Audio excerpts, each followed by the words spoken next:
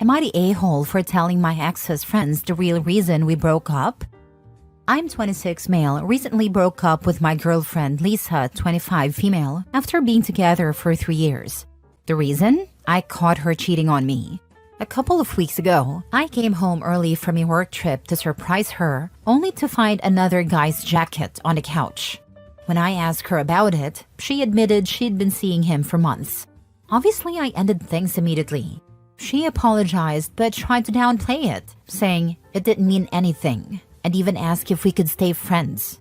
I told her there was no chance. After the breakup, Lisa told all our mutual friends that we drifted apart and made it seem like the breakup was mutual. She even hinted that I was the one who grew distant. I didn't say anything at first because I didn't want to stir up drama. But last weekend at the mutual friend's party, one of her friends came up to me and asked why I broke Lisa's heart. That was my breaking point. I calmly told her friend the truth, that Lisa cheated on me and that's why we broke up. Now Lisa's furious with me, saying I'm ruining her reputation and that I had no right to tell people about her personal life. Some of our mutual friends agree with her and say I should have kept the details private. Others think she brought this on herself by lying. Am I the a-hole for telling the truth when asked? Now for the top comments. Not the a-hole. She made it an issue when she decided to go begging for sympathy and telling her friends that you broke her heart. You were willing to go with drifted apart, but she crossed the line, and you were fine telling the truth. Exactly this. She should have shut up instead of playing up the breakup and making a sob story. Yes, shut up should be the final answer for most of the threads here. Not the a-hole. If she was worried about her reputation, then she shouldn't have been a cheater. She also had no right to tell people lies about what happened, so it's not your fault you had to set them straight. It's on her that you had to tell people about her personal life. And I will never understand why people think it didn't mean anything will help the situation. To me, that's even worse. Like, oh, you didn't even have a personal connection with this person, but chose to cheat anyway? You literally threw our relationship away for someone who didn't mean anything? Don't be rude. Whores have a legitimate profession, even though people get skeevy about it. She's just a cheater. Fair point, lol. Next story. Am I the a-hole for not telling my ex-wife about our son's talent show and then telling her it's not my fault she's screwing up her relationship with our kids? My ex-wife, 40 female, and I, 40 male, have 2 children together, Amy, 12 female, and Noah, 11 male.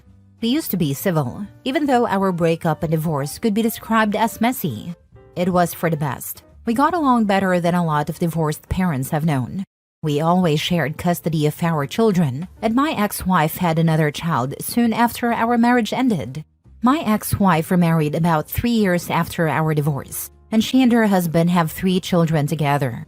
So, my ex has 6 children, and I understand this can make it hard to give all the kids individual time. But our kids have increasingly felt like they matter less than their half-siblings. They've brought up the fact that their half-siblings get one-on-one time with her, not just when they're with me. Their half-siblings can ask for time with just their mom or just their dad. However, when Amy and Noah ask for time with just their mom, they're told she doesn't have time or that they would want to spend time with everyone because they're part of a big family and aren't always there. There's also been tension when our kids introduce me and my ex as their parents and refer to my ex's husband as their stepdad. They also call their half-siblings just that, half-siblings. My ex doesn't like it. She said her 3rd child doesn't say it, but that child doesn't have a relationship with her biological dad. Our kids pointed out that this makes it different for her. My ex told them there should be no halves or steps because they're all family. She also uses the fact that Amy and Noah live with me 50% of the time as a reason for them not to use those terms and not to expect time alone with her. However, she and her other kids openly talk about outings where she takes one child to the arcade or trampoline park when Amy and Noah aren't there. For example, Amy had a Mother's Day event at her music class and asked her mom to come. Her mom brought the other girls along to make it a girls' day. Another time, Amy wanted her mom to drive her to a show she was performing in, but her mom said it should be a family outing. Amy then asked if I could take the day off work to take her. It was my parenting time, but since I was working and Amy wanted her mom, I said it was fine if she asked her. Amy's mom wasn't happy about it, but Amy said she didn't want it to be a family thing. Similarly, Noah invited his mom to take part in his cooking classes, but she always wants to bring her husband or some of the other kids. He also wanted to celebrate with her over a milkshake after getting a good grade on a test, despite his school messing up by not providing his dyslexia aid. She insisted it couldn't be one-on-one. There are many examples like this. We're now at the point where the kids would love to live with me more, but they have to be at least 16 for a judge to consider their wishes. Last week, Noah had a talent show during my parenting time. Both of us are notified of school events, but Noah chose not to tell his mom or invite her. She found out about it after he won, and it was posted on social media. She called to complain and upset Noah so much that I had to step in. She told me I should have informed her, and I said I didn't have to. We both received notifications, and it's on each of us to stay updated. She accused me of coming between her and the kids, and I told her it wasn't my fault she was damaging her relationship with them by denying them one-on-one time. She said it wasn't fair, and that it's easier for me because I only have Amy and Noah. I pointed out that she makes time for her other kids, even finding babysitters or having her husband watch the kids, but she can't be bothered to do the same for Amy and Noah. She called me an ass and accused me of interfering in her relationship with them. Am I the a-hole? No, not the a-hole. She has made efforts herself to destroy her relationship with her kids without your help. She's doing this to herself and then blaming you? Not acceptable. You've done nothing wrong. Her inability to be available to her children and give them the attention and care they need is 100% her own doing. Hopefully this is a wake-up call for her, but it won't be. When the kids move in with you full-time, I'm sure he'll tell everyone it's your fault. She wants to be a victim and take no responsibility for her actions. Don't let her.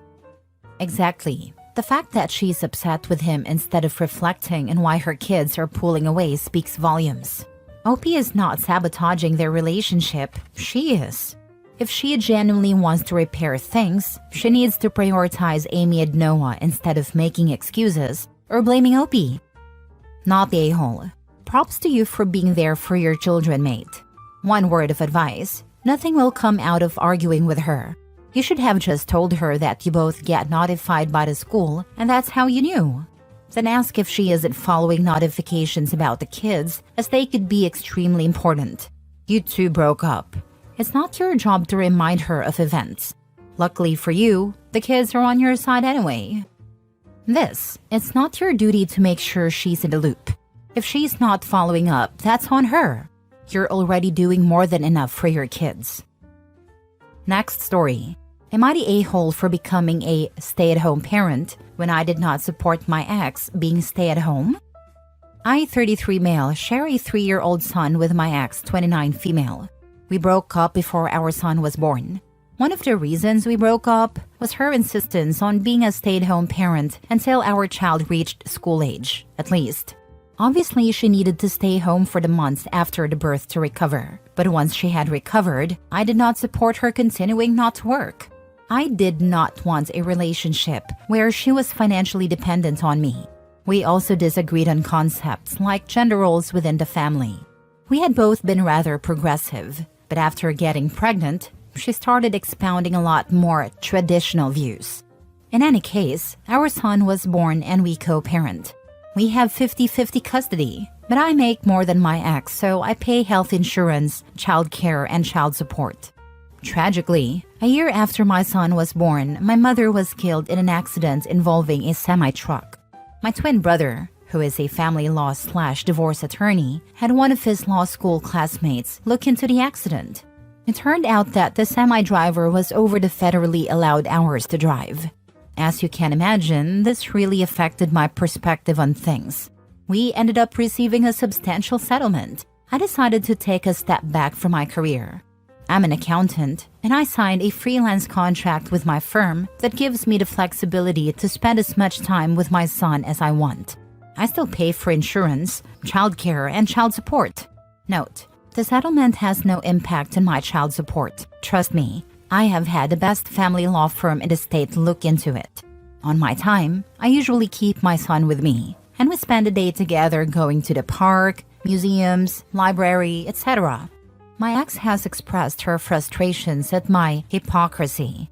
She says I am now a stay-at-home parent, but I wouldn't let her be one. I told her the situations are different because I am not financially dependent on anyone. That was my chief concern with her being a stay-at-home parent. This is causing issues in our co-parenting relationship. Am I the a-hole? Now for the top comments.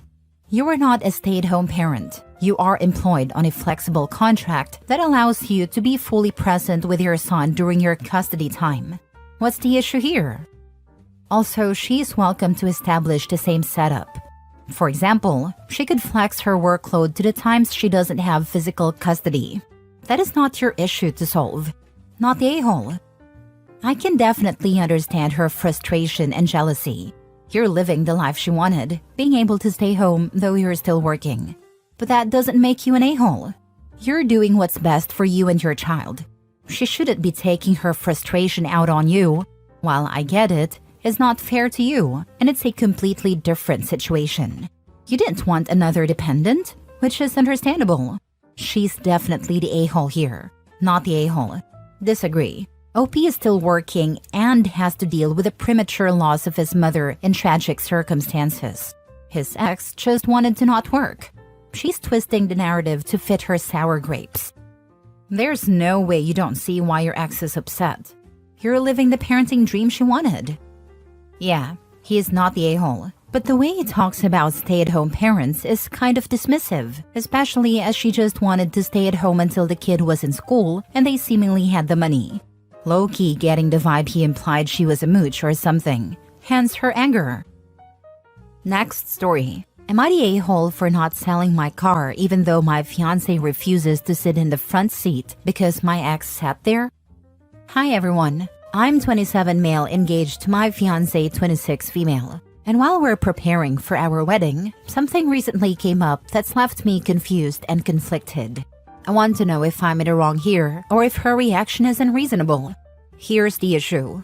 My fiancé refuses to sit in the front seat of my car because my ex used to sit there. She says it makes her uncomfortable and feels like she's taking what someone else's. Instead, she insists on sitting in the back seats whenever we go somewhere, which honestly feels strange to me, like I'm her chauffeur. I offered to sell the car if it truly bothers her, but she told me not to because it would feel like she's forcing me to do something. However, she still won't sit in the front seat and avoids interacting with anything related to my past relationships. This is part of a bigger pattern. She's mentioned multiple times that she doesn't want to do things I've done with my ex, like cuddling on a couch during a movie or visiting places I've been to before. I've tried to be understanding of her feelings, but I'm starting to feel like I'm being held responsible for my past, which I can't change. It's also confusing because she keeps in touch with her own ex, occasionally texting or calling him, which I have no issue with as I trust her. Whenever these situations come up, she tends to withdraw emotionally, avoiding physical affection, not saying goodnight, or being distant. While I love her and want to work through this, I'm starting to feel like I'm walking on eggshells around her emotions, especially when they tied to things I can't control, like my past. She sounds emotionally immature. Honestly, I would hold off on marrying her until she has some serious therapy sessions under her belt, not the a-hole. This is what I came to say as well. She sounds like she needs a whole lot of therapy to sort out her relational problems, insecurities, double standards, and obsession with your ex. Good luck. Not the a-hole. This is controlling behavior. Stop playing her games. If she won't sit next to you in the front of the car, then don't drive her anymore. Ultimately, this relationship isn't going to work out. It would be messier and more expensive to get a divorce than to choose not to marry this woman in the first place. Even if you don't want to end a relationship, you should put wedding plans on hold and get couples counseling. Thank you so much for your advice. I'm seriously considering calling off the wedding. When I spoke to her about it earlier today in another car, not the one my ex sat in, she dismissed my concerns, removed her seatbelt, and started screaming at me during the argument, saying it's normal. She doesn't contribute to practical matters like wedding or honeymoon planning, and instead compares me to her dad, expecting me to take care of everything. She minimizes her toxic behaviors, blames PMS, and rarely apologizes. So yeah, listing all these out has really helped. Surely you want to marry a best friend and partner, not an enemy. You're set up for disaster and your life will probably become a nightmare. Leave while you can. Last story. Am I the a-hole for refusing to let my stepfather walk me down the aisle? Backstory. My father died when I was 12 and my older brother was 17. He was practically a boy when my mother went into a depression that affected her for years.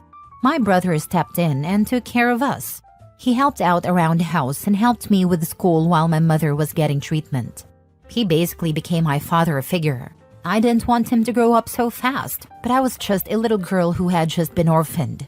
There wasn't much I could do. Time skip. Now I'm 26 and my brother is 31.